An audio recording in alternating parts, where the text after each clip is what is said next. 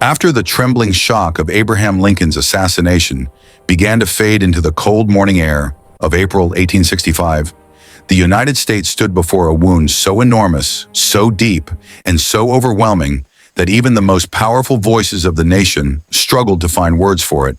And in that silence, in that grief, in that chaotic mixture of victory and devastation, began the most complex chapter in American history, the Reconstruction era, a time when an exhausted, divided, and scarred nation attempted the impossible, to rebuild itself from ashes, to redefine freedom, to restore unity, and to decide once and for all what kind of country the United States would become. As Lincoln's lifeless body was carried through mourning crowds, the country understood something unforgettable, that the man who had guided the Union through the bloodiest war in its existence was gone forever, leaving behind questions no one else was prepared to answer.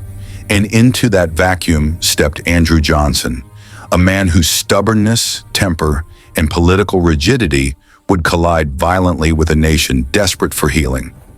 Across the South, the destruction was staggering. Entire towns reduced to splinters, railroads dragged off their tracks like wounded serpents, abandoned farms stretching for miles, cotton fields barren and blackened by fire, and starving families wandering roads lined with the graves of soldiers, looking for shelter, food, or a familiar face in a world that no longer looked like home.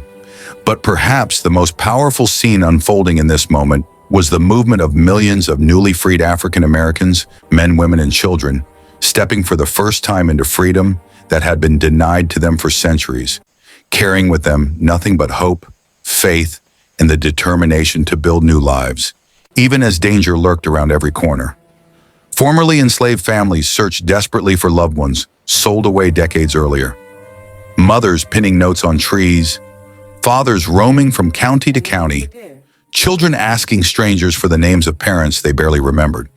Churches became centers of community strength, where people gathered not just to pray, but to learn to read, write, and rebuild their sense of identity. In the Freedmen's Bureau, established by Congress, stepped into this chaotic landscape with a mission that seemed nearly impossible: to provide food, medical care, education, and legal protection to millions suddenly thrust into a world that had been designed to keep them powerless.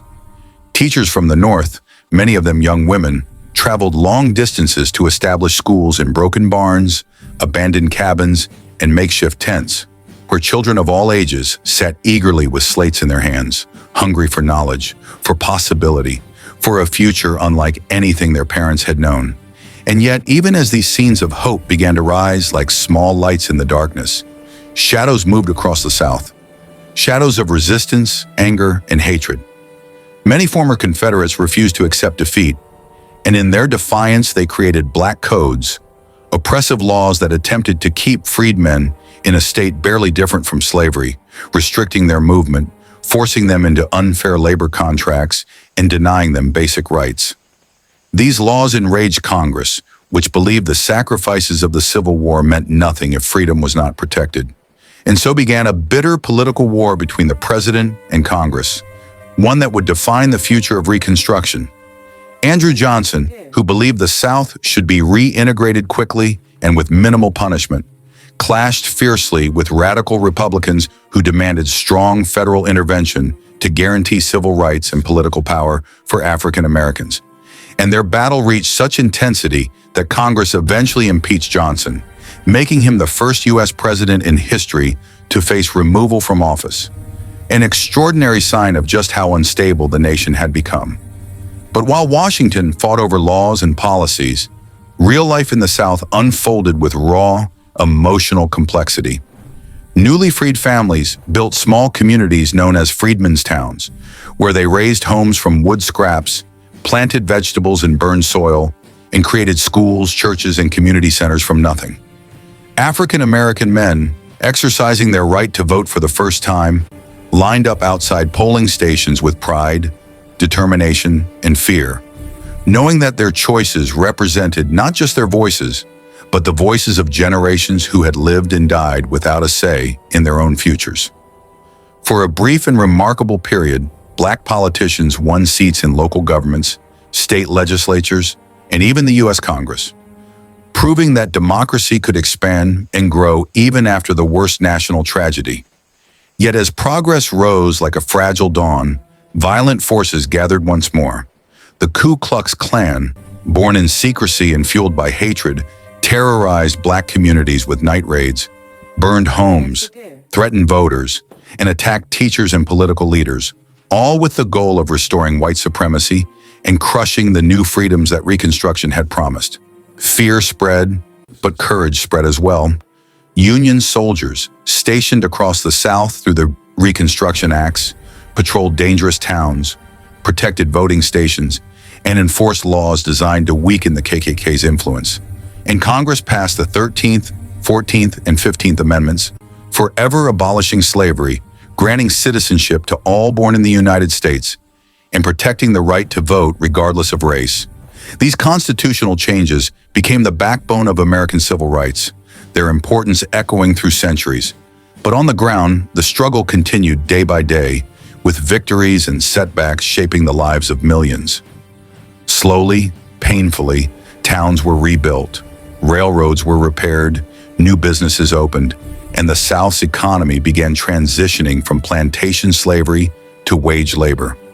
But resentment simmered beneath the surface, and many white Southerners resisted any changes that threatened the old social order.